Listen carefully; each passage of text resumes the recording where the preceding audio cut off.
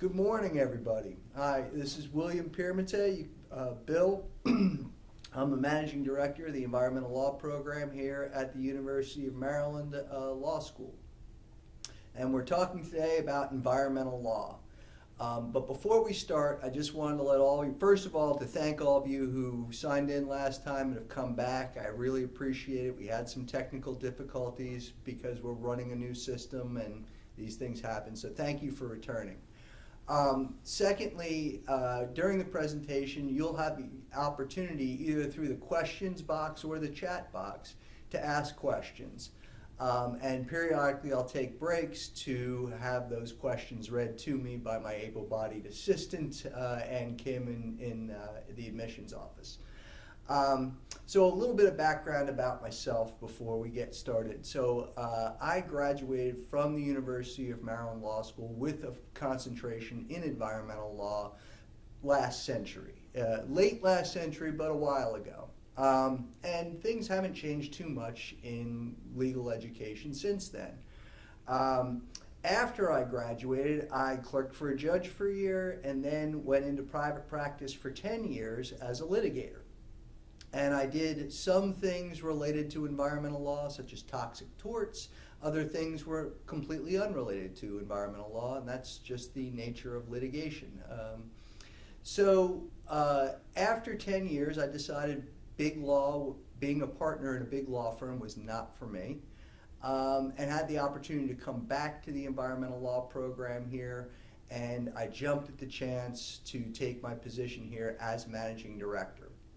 And as managing director, I do all sorts of things, everything from teaching class to working with students one-on-one to counseling them about their careers. I'm involved in alumni relations. I'm involved to prospective student outreach, why I'm here today. I consult with our environmental law clinic. I run our environmental law externship program. And am a sort of specialized career resources person within the law school focused on environmental law opportunities, which involves a lot of outreach to the field. So I do a whole lot of different things. Those are just, frankly, just a sampling of the many things I do around here. So today I wanted to break down the talk into some basic components. First is law school generally. Well, I guess first should be what is environmental law. Then we'll move on to law school generally, then look at career objectives, and then finally focus on really how, things that you as prospective students could or should be looking at in deciding which law school is best for you. Okay, so first let's start with what is environmental law? Well, I define it as laws, regulations, and policies designed to minimize pollution and maximize efficiency in the use of natural resources. And it encompasses a lot of different areas. Pollution control being the one everyone's most familiar with, but also things like land use, zoning, energy law has now become a bigger part of environmental law. Natural resource law, public health law. So environmental law is sort of a part of all of these different areas. And it's really difficult in such a sprawling field to know it all, to be an environmental lawyer who has expertise in all of the various laws that govern the pollution control and natural resource use or management that environmental law impacts. So oftentimes it requires even further specialization when it comes to the practice of environmental law. So how does that fit into the law school experience more broadly? Or put differently, is what can you expect going into law school as someone interested in environmental law? Well, first and probably most importantly, generally speaking, law school doesn't have quote-unquote majors, right? If you go to law school, then you are getting a Juris Doctor in the law, a JD, which allows you to then sit for bar examinations in various states. You can choose to focus on a particular area of law, but typically there are not sort of quote-unquote majors, or such majors don't necessarily appear on your JD diploma, right? So in law school, your first year in law school is pretty much the same all across the country. There are many foundational courses that law schools require you to take in your first year, and they really don't vary law school to law school. And they include property, torts, contracts, civil procedure, criminal law, and constitutional law. And all of these basically form the foundation for any specialization in a particular area that you're going to want to do in your second and third years. So, there are elements of torts and contracts and property law really throughout environmental law, and in constitutional law and criminal law. So really that first year is getting a foundation in the law, getting a foundation in how do lawyers think, how do they communicate their ideas effectively, what is the concept of advocacy and the role of a lawyer. All these basic foundational questions are explored in your first year. You don't explore environmental law very much in your first year. Our school, you get one elective your first year, so you can take one environmental law course. But for the most part, your curriculum is laid out for you, and it's the same for every law student. In your second and third year is where you get to really focus on what kind of lawyer you want to be, and then select those opportunities, those experiences, those classes, how you're going to spend your time as a law student, focused on those areas of interest. Now, presumably the folks on this webinar are interested in environmental law. So in your second and third years, you're going to have more opportunities to explore any interest you have than you have time to do them. And so you have to be somewhat selective in what it is that you choose to do your second and third years. So for example, during your second and third years, you obviously have classes, and a lot of the classes that are open to you as a second and third year law student are seminars that include a significant research and writing component to them. You're going to also have clinics, law clinics. We have a very large law clinic here at the University of Maryland with about 20 different practice groups. One of those practice groups is environmental law. And it's essentially a pro bono law firm within the law school where students can be student attorneys and actually practice law, work with clients, work on real life problems while in law school under the supervision of an experienced clinical law professor, somebody who's been practicing in the field for quite a while. Another thing that you can explore as a second or third year law student are externships, getting class credit for going out and doing work in the field.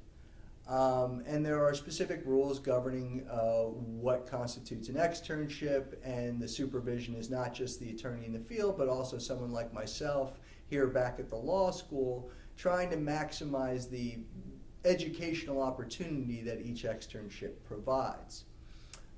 And here in Baltimore and the Washington, D.C. area, we have just as many externship opportunities through working in government or working in nonprofits that you can imagine. Everything from environmental NGOs or non-government organizations to trade associations where industry gets together for the same reason that environmental groups get together, and that is to go to Capitol Hill and tell Congress, here's what we would like.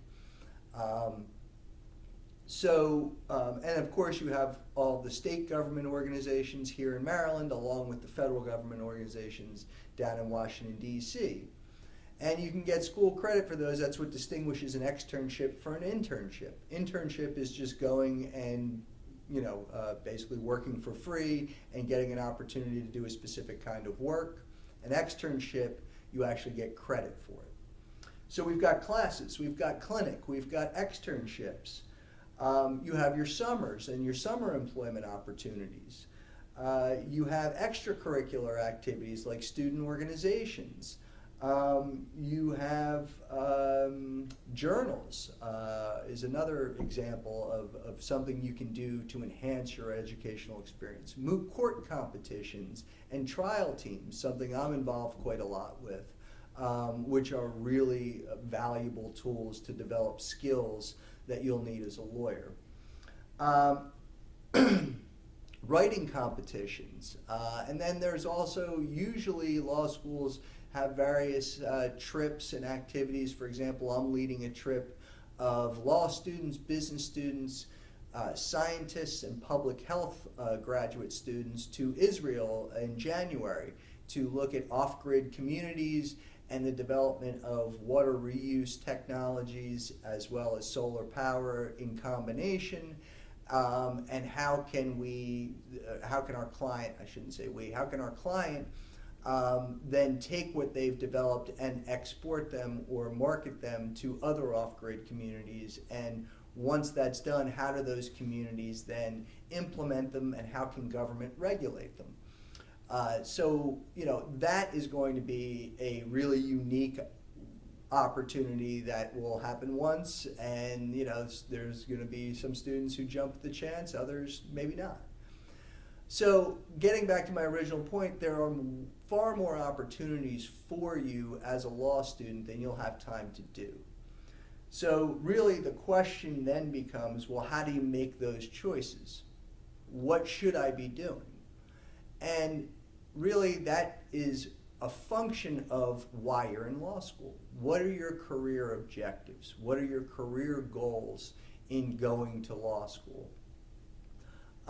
And that can only come from you and your, sort of thoughtful, really self-reflection as to why it is law school is a good idea for you, why you're willing to spend 3 years of your life and a significant amount of money, quite an investment, pursuing this goal of being a lawyer. And I get this question often from prospective students: how can I prepare for law school? They're excited to go, and that's fantastic, and my answer is always the same. Spend a lot of time thinking about why you want to go to law school, what you hope to achieve, what career do you envision for yourself when you get out. These are all really helpful questions to spend a lot of time, and I mean hours and hours of time, thinking about and researching. Spend some time on a Sunday morning staring out the window with your Google machine in your lap, thinking about what you might want to do, and then doing some research and visiting websites of organizations to see what it is they do. What does the Environmental Protection Agency do? What does the state equivalent of the EPA here in Maryland, it's the Maryland Department of Environment, do? What's the difference between those two groups?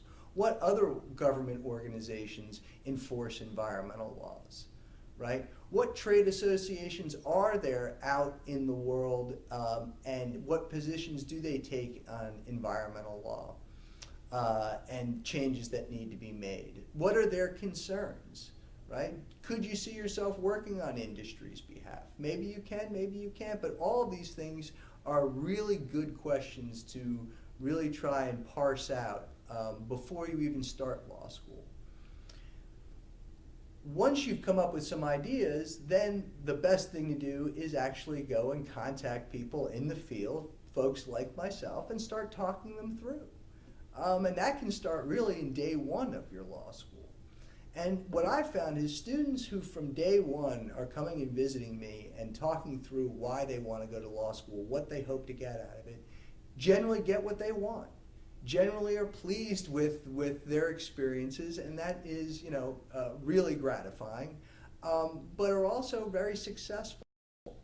because they haven't wasted any of their time here in law school. Everything they do has a purpose, and they have goals in mind. And when you have purpose and goals in mind, classes like property law that maybe you're not that excited about become more relevant. And you can see the relevance as you're going through those courses. And so I would urge all of you to really spend some time thinking about why you want to go to law school, what your career objectives are, and talking about those with folks in law school or out in the field that you hope to join. So a good question to consider while doing that is, if somebody could grant my wish and give me any position I want 5 years out of law school, what would it be? And think about why you select that particular position or goal. Because that, in the end, will tell a lot as to what you value, where you see your strengths are, things that you definitely do not want to do as a lawyer, and so forth.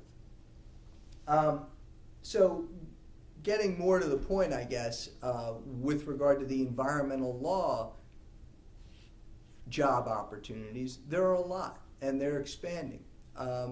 During the recession was a difficult time, I think, for the legal field generally speaking. There was sort of a retrenchment, and that was something that was a function of, if there's less economic activity, there's less need of lawyers to work on all sorts of different things. But now that the economy's rebounded, now that we're sort of back on a pre-recession level as far as economic activity, we're seeing big uptick in all sorts of different opportunities.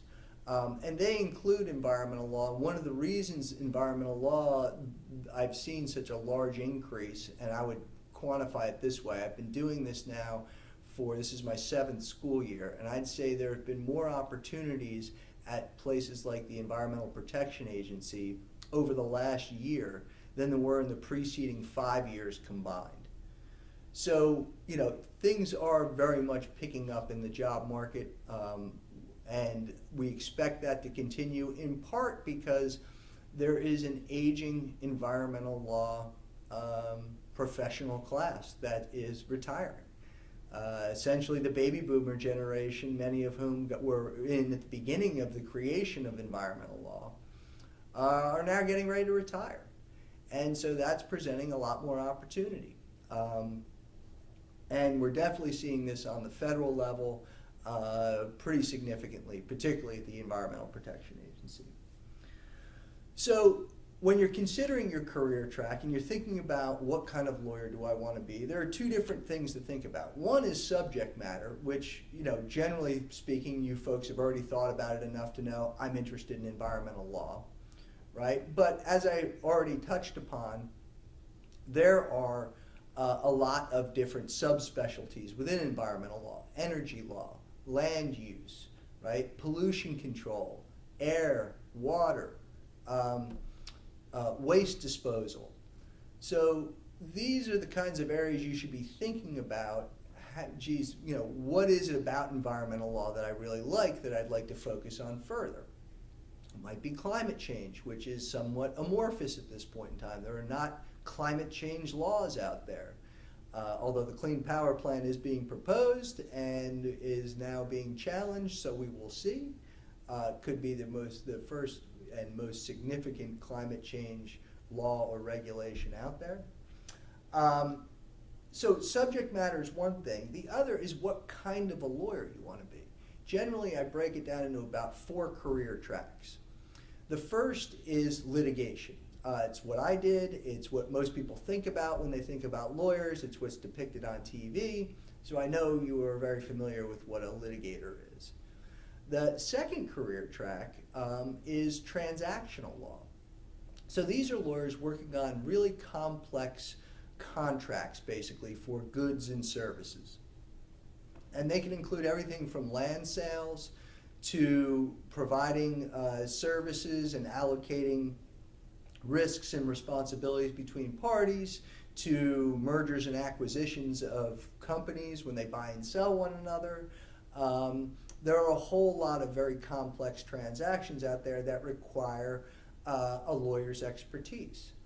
So an example in environmental law would be environmental land preservation organizations that don't perhaps have the money to buy land outright they want to protect, but instead will purchase what's called a conservation easement. And what that means is they go to the landowner and say, you can keep your land, you can keep living on it, everything exactly the same, that's what we want. And so here's a check for the right to build on your land. So in other words, you can keep your land and keep living on it, but you just can't sell it to a developer, you can't build any more structures on it, and we're willing to pay you money to not build. So that's one example, and it's called a conservation easement, and it's a very complex transaction that requires a lot of specialty, expertise, if you will. So we've got litigators, we've got transactional lawyers. The third track is really a blending of those two, litigation and transactional work, and that's government regulatory practice. So on the government side, right, you have the Environmental Protection Agency, you have state agencies like the Maryland Department of Environment, who are regulating various things, including how potentially you can or cannot use your land, or needing a permit to emit pollution into the air or into the water. And on the other side, our regulated entities need lawyers to make sure they're complying with the law, to make sure they get the permits they need. That if the EPA, for example, puts out a regulation that the regulated industry doesn't like or thinks isn't consistent with the law, they can challenge that, right? So there's a blending. So going and getting a permit, that sounds a lot like transactional law. It's a very complex transaction, right? That requires you submit a bunch of paperwork, and the government may have questions, they may not, they may approve it, they may not. And ultimately you hopefully get the permit you need. And it also involves litigation, in that if there's a rule that's created by one of these regulatory agencies, then the regulated company or industry will challenge that. So it's really a blending of both transactional and litigation law, and that's the third path. And I'd say the fourth is kind of a catch-all. I call it public policy, but in the end it's really doing work not necessarily on behalf of a client. The first three tracks I mentioned is generally what you consider the practice of law, where you're representing a client, you're enforcing the law, you're explaining what the law requires you to do, you're in court in a lawsuit or a criminal trial, you're making sure that a transaction's legal on behalf of a client. But public policy involves a lot of different things. Education, so what I do, I consider this public policy in a way. I don't represent any clients, I don't practice law. Working for nonprofits, advocating for issues. In other words, doing lobbying, if you will. Now, some lobbying is done on behalf of clients, other lobbying is not. Working for public policy think tanks, right? Doing research and writing as to what the current state of the law is, problems with it, and potential solutions. So there are a lot of different things that don't involve the representation of a client that law graduates often do. Typically, the one thing I would note is that folks who leave law school and start down the road of public policy, in other words, not representing clients, typically stay there.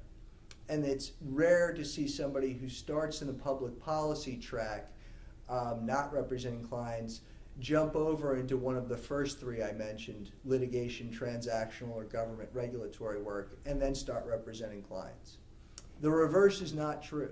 Many lawyers, including myself, start off on one of those three tracks, and after a certain amount of years of experience, and for a variety of reasons, will leave the practice of law and go into this sort of public policy catch-all career track. So that is a very general overview, and it's not a perfect sort of calibration of all the opportunities that are available for someone once they have their law degree, but it's pretty good and captures most things. And I think a lot of time should be spent by prospective law students and throughout your law school career thinking about what kind of legal practice, what kind of lawyer you want to be. Not subject matter related, but related to the actual skills that you will need to develop to become a litigator or a transactional attorney or a government regulatory attorney. And those questions are really often more important than what subject matter or subject area will I become. Remember, law school really doesn't have a major per se. Some law schools like ours will give a certificate of concentration to recognize that this student has decided to focus on this particular area of law and develop expertise in it. So our environmental law concentration requires you to take 17 credits worth of classes is one component. You have to get some experiential opportunity or either do an externship or do the environmental law clinic. And you have to take at least one seminar and write a significant research paper in environmental law. So those three components, the class credit, the experiential opportunity, and the legal research and writing are required. And if you take 17 credits in the area of environmental law that include those three things, then you get your concentration in environmental law. But that's totally up to the student, and it's not something they have to apply to get into like some schools within a college or a university. It's rather totally up to the student whether to pursue that concentration or not. I see no questions yet. Wow, I must be covering everything so thoroughly and clearly that no questions are required. Please feel free to ask them so you don't have to hear me drone on and on and on. It might be actually, raising something that is on your fellow classmates' mind. So with that in mind, okay, so we know generally what environmental law is. You know generally now how law school is laid out, right? First year is you have very little choice. Last 2 years you have a lot of choice and a lot of opportunities, and I would recommend that means direction, and having some direction and is really important for your development. But then we get to the place where you folks are right now, and that is, how do you choose the law school that's right for you? If you're interested in environmental law, I would definitely recommend that you go to a school with an environmental law program. While all law schools in this country have some environmental law to them, we'll have some professor who is focused on environmental law and will teach a few courses. As I laid out to you, there are an enormous number of different kinds of opportunities out there. And really you need an environmental law program to get environmental law experience through externships, clinic, through moot court opportunities and one-on-one counseling and the like. And really it's only schools with environmental law programs that you can get all of those experiences in environmental law. So there's roughly, 50, 60 law schools out there with environmental law programs. Well, how do you choose the right one for you? Rankings is one way to look at programs, although I wouldn't say necessarily that rankings are the end-all be-all. They are important. I would say look at them. But I'd also say understand the methodology and how they came up with those rankings, what those rankings are actually measuring. And you might find that the things that they are measuring to determine those rankings really aren't important to you.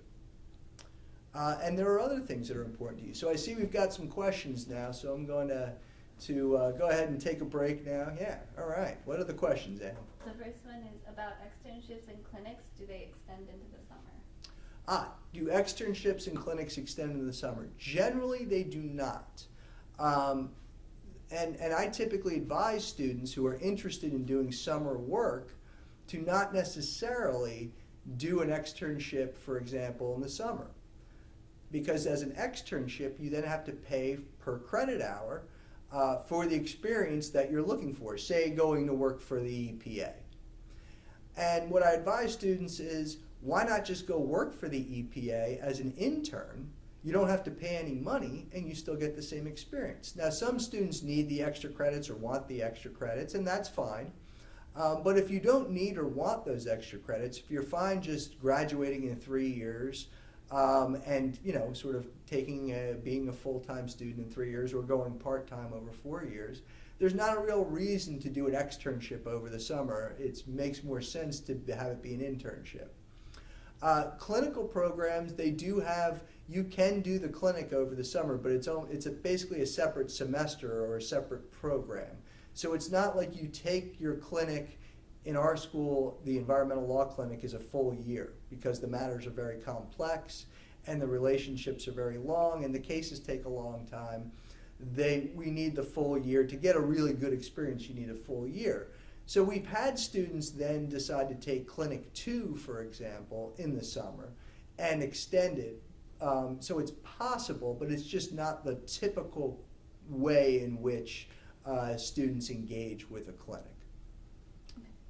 Second question is, can you specialize in more than one field of studies, such as land use and air pollution, or waste management and sustainable energy, or can you specialize in one? So yes, you can. So the question, can you specialize in multiple areas of law?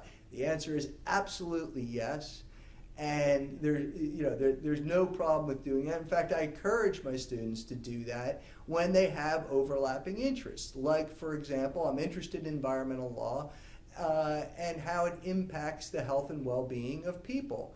Say environmental justice, how it impacts the folks who are disadvantaged either by minority status or by low income status.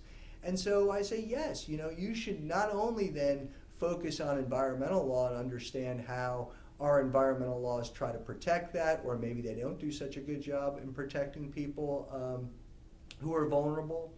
But you should also be interested in health law and public health law. And you should be really exploring both of those. Similarly, there are certainly areas of overlap, such as land use and water law. Those two overlap. How you use your land, what kind of systems you have set up, what restrictions you place on the land, have a very big impact on water quality. Water hits land, runs off, and goes into waterways. So there's no question you can have multiple areas of interest and multiple areas of focus. I would just say, though, that ultimately it's helpful when those multiple areas interact in a way. Okay. Do any of the environmental law courses intersect with animal law? Oh, absolutely. So agricultural law, in fact, we just had a presentation here at the law school. We had a panel presentation where we had folks who are working in agricultural law. We have an agricultural law education initiative here. How agricultural law impacts how we treat animals raised as livestock or, for food, essentially. It has an impact, so land use also has an impact on animal law. Are we going to protect this habitat or not? Are we going to designate this area a wilderness area and not allow production?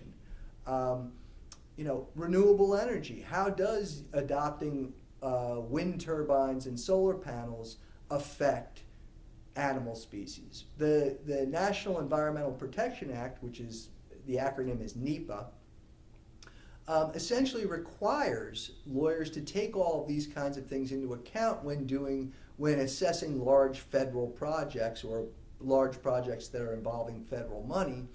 And a lot of what is focused on are the well-being of animals, including the Endangered Species Act is focused almost solely on those animals who, for a variety of reasons, are threatened or endangered. So there's a lot of overlap between animal law and environmental law, and can include things like how do we control dog and cat populations and deer populations and bear populations, right? So there is definitely a whole lot of overlap there between animal law and environmental law. Are there placement programs to help find paying positions with firms during the summer? Yeah, almost every law school has what's called an on-campus interviewing program where potential employers come in and they interview law students for summer positions. It's not a placement program. And I think most law schools and most career development offices, almost every law school also has a career development office. I think almost every career development office would bristle at calling it a placement. At the end of the day, whether you want an internship, an externship, whether you want a paid job with any organization, they involve interviews. They involve law students having to reach out with resumes and make the case that they would fit in well with this organization and are going to contribute to it. So there are a lot of different opportunities for that, and a lot of what I do working with students, when I maintain, so for example, we maintain a listserv with environmental law students, is I send out opportunities. I'm out meeting with folks in the field, talking with them about, getting their students on board. And it's not just the unpaid internship, externship variety, but also talking to folks at law firms about paid opportunities and talking to government and nonprofits about paid opportunities. In fact, I have been, since day one, advocating, and many organizations have fortunately taken me up on this, and I've told folks the following, especially people who have a very limited budget, which they can pay students, for example. And I tell them, look, during the school year, students are willing to work for you for credit. They're taking full-time credit. They don't have to pay extra to go out into the field and get some educational experience. But in the summertime, you should pay them. They're not taking out loans. They need the money. They need to keep the lights on. And so, really try and find your budget that summertime where you can pay a student. Now, the students still have to go out and interview for those positions, but a lot is being done generally behind the scenes at law schools to encourage employers to develop opportunities where students can go work and get paid. I have noticed that at law schools they offer dual degrees more than other schools of disciplines. Why is this? Dual degrees are really for law students who have a good idea of where it is they want to focus their efforts. So for example, we have a dual degree program. You can get a JD and your MBA. And presumably the students who do that dual degree program want to go work for corporations and, both focusing on the economic realities of running a business, which is what your MBA gives you, along with the legal requirements that the business must adhere to in order to run a profitable business. And they combine both of those areas of study so that they can someday work in a general counsel's office at a corporation and give very, very good advice that takes both of those things into account. What does the law say? What are the things we have to do, the resources we have to expend to comply with the law? And at the same time, how do we still make a profit and expand our business and so forth? You have joint degree programs with folks who are interested in public health law. And so you have a joint master's in public health and JD program. Social work, public policy for those who want to go into government. So there are a lot of different joint degree or dual degree programs, and part of the reason why we have, for example, many of them here at our law school is because it's a way in which we can, we've got this great resource, which is the University of Maryland College Park, the big university campus, that is a resource and something that our students want to engage with, or at least many of them do. So they choose this dual degree program so that they can augment their legal education with even more specialization in a particular area of law. But if you don't have that sort of focus on here's why I want to go to law school, I would say the dual degree program doesn't make as much sense. And the nice thing is, though, that most dual degree programs, you can apply for it when you first get in, or once you figure out, hey, I think I might want to pursue that, while you're in law school, you can apply and open your sort of law school education into a dual degree program. All right. Thank you very much for those questions. So I was talking about how do you choose a law school that's right for you. And here are some things that I think are important. So I already talked about rankings, and I urge all of you to look at the methodology of those rankings and make sure what they're measuring is in fact what you're interested in. So for example, rankings for environmental law programs are based solely upon every law school with an environmental law program gets one vote as to which environmental law program that one person, usually the director of a program, thinks are the best programs. That's how the rankings are generated. It's basically within environmental law professors, who do they think is best? Talk to professors. So if you find a school and you say, geez, I like what I see on the internet, ground truth it a bit, right? Talk to professors in the program. Talk to a managing director of a program. Ask questions about what kind of opportunities I have. How do students interact with the environmental law program, if that's what you're interested in? Look at the size of the law school. I use size of law school as a proxy to how much one-on-one time are you going to get with professors and law professionals at a law school, so that you can customize your second and third year to achieve those career goals that you've developed. Here at Maryland, we're a small law school. I think we have about 700 students here. And roughly about 200 students per class, and you have to add to that some LLM students and so forth. So that in the Maryland, D.C. area is one of the smallest, if not the smallest, law school in the area. You wouldn't think that with the University of Maryland. You think big public institution, but we're actually quite small. And because of that, it gives me the opportunity to any student who wants to come and talk to me and engage with the program and has specific interests, I can meet with them separately as many times as they want to sort of work through what they want to get out of their legal education. I think it's very, very important. The larger the law school, the less likely that kind of time and attention is going to be given to you. Look at alumni relations and ask questions about how alumni are involved in the law school, specifically law student education. So one of the main things I do as managing director is I maintain an alumni database of all of our graduates over the last 20, 25 years, and regularly send emails out to them, notifying them of job opportunities, asking them to come back to the law school to work with students as a guest judge, or to sit on a panel and give a presentation on their career choices or something that they've done in their career, to work with students one-on-one as mentors. If a student has an interest in working for the Department of Energy, I generally try to link them up with an alum who's working in the Department of Energy so they can start figuring out whether that in fact is what the student really wants, by engaging with somebody who is willing to sort of share their experience.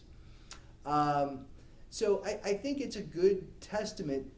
If there's a tight alumni network, that means the school has invested resources in their graduates, not just, hey, we will care about you before you get here and while you're here, but as soon as you graduate, goodbye, thank you very much, we'll send you a letter asking for donations, but that's about it. It should be much more than that. That students who come here, I tell them, you don't think you're going to get rid of me when you graduate. I'm going to keep sending you emails, and I'm going to keep, in touch with you, and I'm hopefully going to be a resource for our graduates when they're looking for a career change, or when they have questions about the law or their legal experience. Experiential opportunities is another really helpful way in which students learn to be lawyers. Not just learn what the law is, right? You get that in class. But what does it mean to be a lawyer? How does a lawyer use that law to advocate for his or her clients or get their point across, right? The skills-based part of the practice of law. Keep in mind it is the practice of law, meaning that everything you do as a lawyer requires practice. And in order to get that, you need experiences. So that's why at our law school, we focus a lot on our clinic and on externships as a way to develop those skills you need as a lawyer, which you can't really do in a classroom. And I say that, I have a class that focuses on skill building, right? But most law classes do not. So the skill building I focus on is in relation to negotiation and moot court competitions and getting students ready for those. And a lot of the skills you need as lawyers are exhibited in those kinds of competitions, which is why law schools have them. So there are a lot of different ways to get experiences in a law school, and you should be looking at a program that has a wide array of different externship opportunities, different clinical experiences, and different competitions and trial team opportunities as well. Are there additional questions? All right, we'll take a break. There's one. What are some common mistakes made by 1L, 0Ls in regards to seeking to an area to specialize in? So I think the most common mistake is thinking about it, arriving at a decision, I want to practice environmental law, and then stopping, and never revisiting that or testing that assumption. And I just think, when you come to, and so if you put a lot of thought into, geez, why am I going to law school? And you arrive at some decisions. I want to practice environmental law. I'd love to go work at the EPA enforcing environmental law. I think the most common mistake is for law students to say, okay, I'm done with that, and now I can move on to other things. I know what I want to do. And I think as a prospective student or as a 1L, that should be revisited, and not just revisited on your own, but revisited with people out in the field, alumni, with professionals within the law school, law professors. In other words, testing those assumptions. Why is it that I want to, or I think I want to, work for the EPA enforcing environmental law? I would say the other thing that, particularly, and this is focused more on 1Ls, and frankly 2Ls and 3Ls, so law students generally. The most common pitfall I've seen, the law students who do not get what they want out of a legal education generally treat law school just like they treated college. Meaning, my job as a law student is to go to class, take good notes, study hard for tests, write good papers, and get good grades. If I do all those things, then everything will fall into place and life will be good. Law school is not college.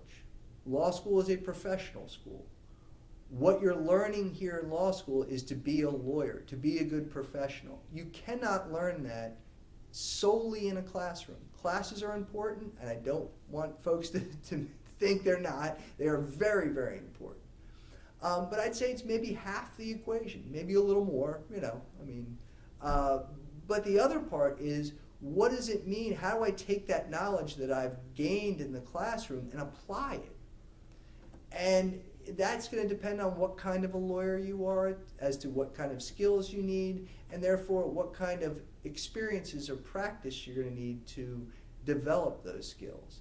If you just go to class, you never develop those skills, and you're not as sort of marketable or desirable or ready for that matter, to be a lawyer as compared to someone who has done those things. So all I'd say the most important takeaway from this answer is that law school is different than college. It's an immersive experience, and you need to do far more than just go to class and study hard. There's a lot more to it than that, and that's why there are professionals like me to help you get the most out of law school. Students who engage and do all these different activities that I've been talking about generally come out saying, I'm ready, I know what I want to do, and I can't wait. So I would say that would be my number one thing, is to sort of come in this with an open mind as to why you're here. Hopefully you have an idea, but don't be afraid to revisit that idea. And also, I want to do a lot of different things while I'm here. What else should you look at with regard to a law school? Cost. Cost is very important. The more law school costs, the more narrow and constrained your opportunities are outside of law school. It's the difference, if you come out of law school with $200,000 in debt, you have to make a lot of money to help pay that off. If you come out of law school with $100,000 in debt, you have a lot more opportunities available to you. So the amount of debt you decide to take on is important.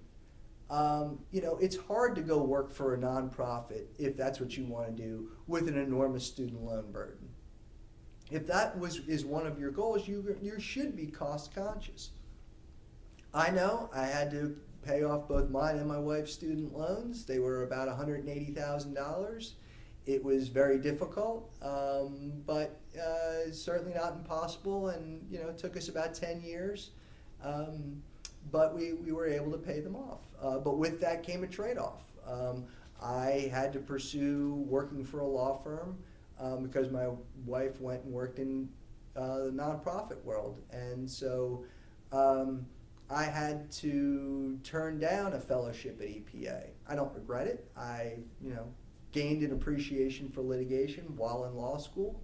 But there's no question that the more debt you take on, the more limited your opportunities are. There are some much better programs in place now as compared to when I graduated last century that allow for more opportunities and more choice. But cost is definitely something that's really important. Finally, another thing to consider is where you want to practice. Now, we have plenty of alums who go all over the country, and we've got alums practicing in Wyoming and California and Colorado and Maine and you name the state just about. But it's harder. It's harder. It's easier, if you are basically going to law school in the general geographic area where you want to practice. It's much easier to develop your professional reputation in that area. It's much easier to develop your professional contacts and those shared professional experiences where you're going to impress people in the field and say, wow, this person's very good. And so that network gets developed while you're in law school. You get to know the job market in the area, spending 3 years in it, doing research and so forth. That's more difficult if you're going outside the geographic area to look for a job. It can be done, but I do think it requires some extra planning on the student's part. So, and fortunately, those students who've wanted to say, hey, I want to go, when I graduate from Maryland, I want to go practice in California, a lot of those students have come to see me right out of the gate, right in their first year, and so we've been able to develop a plan. Summers become important. Well, you need to get out there. Maybe you need to go be a visiting law student, and take some courses out, in another law school. Maybe you need to do some virtual work. Find some folks that you can do some work sort of on a particular piece of legislation or litigation that you can do remotely. So it does take some additional work, but it can be done. It's easier if you're going to law school in the area you want to practice. If you haven't thought about, geez, where would I want to practice law when I, get out of law school? I would encourage you to start thinking about that as well, and think about that in relation to what law school you think would be a good fit for you. So those are the various factors that I think are important that can get overlooked, or perhaps not overlooked, but seen in a different light, right? How available are law professionals within the law school to talk to me now as a prospective student so I can ask questions about their environmental law program? I'm going to look at the rankings, but I'm going to look at them with an eye towards what they're truly measuring, and not give them an added import other than the fact that they exist. What relationship does the law school have with its alumni? And how are alumni involved with law students? What kind of experiential opportunities, clinics, externships, internships are available through the law school? And how much work and resources does the law school put towards these experiences? What are the costs of going to this school versus that school? Where do I want to practice law? What's the size of the law school, and what kind of experience can I expect by going there? So those are just as a recap, the factors, a lot of the factors that I think are just very, very important for prospective students. So I'd like to perhaps close this now with getting back to something I raised right at the beginning, which is, why are you going to law school? If you haven't given a whole lot of thought about that, or maybe you have, revisit what has got you to this point in time. Why is it that you think that law school is right for you? And have a decent sense of that, and be, for your top 1, 2, 3 law schools, share that with folks that you hope to study with and work with at the law school. I think what you'll end up finding is that thinking about the career you want to have and why you're going to law school in the first place, and investing that time, is probably some of the best time you will spend now and during law school. And I put it to my students this way: you have elected to come to law school and spend 3 years and a lot of money. You're also willing, during your first year, to spend at least 100 hours outside of any class. Pick torts. You didn't come to law school to get an A in torts. That's not why you're here. But yet you're willing to spend 100 hours trying to get an A in torts, and you should, and I think that's a great thing. But what you should also do is spend at least 100 hours thinking about, figuring out, and researching why you came to law school in the first place. What does the field I want to enter look like? Who is doing what out in that field? Does that interest me? What would I like to do, and what organizations are doing those things out in the field that I'm interested in, right?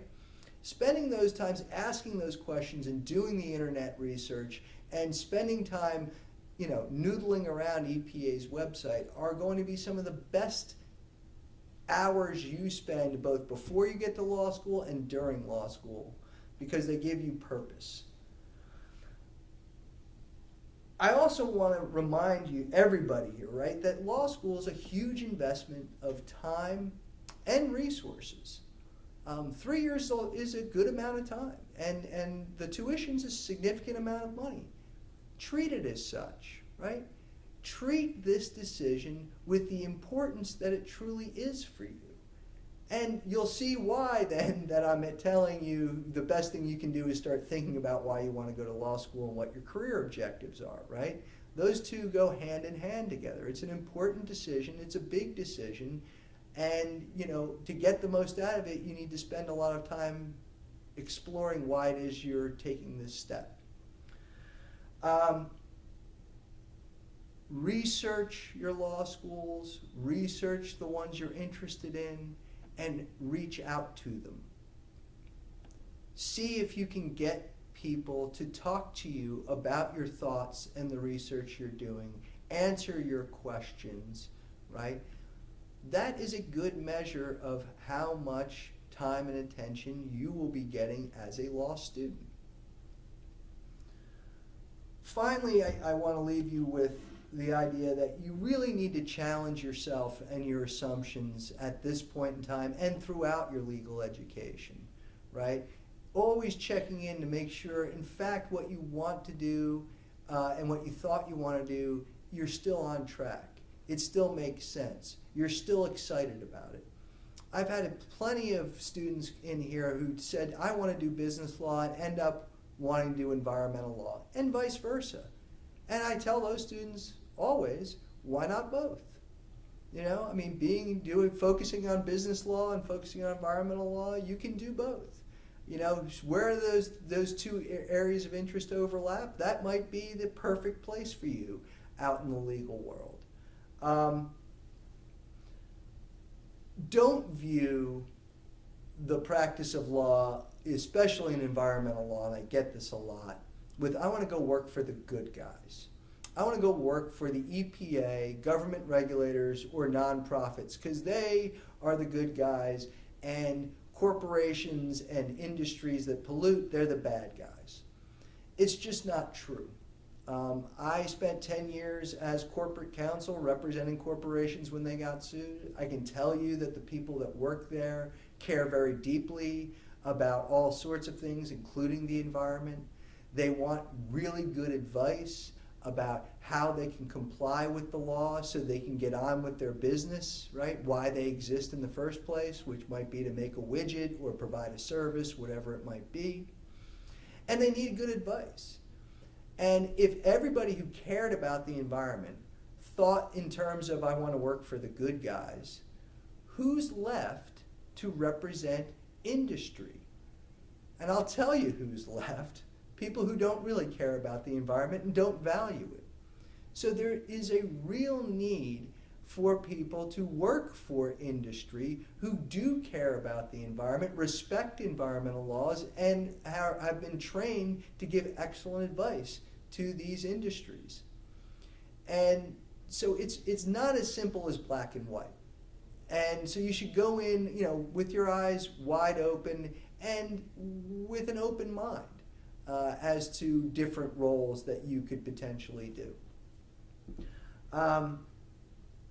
Ultimately, the question is, what's the best school, law school, or what's the best program?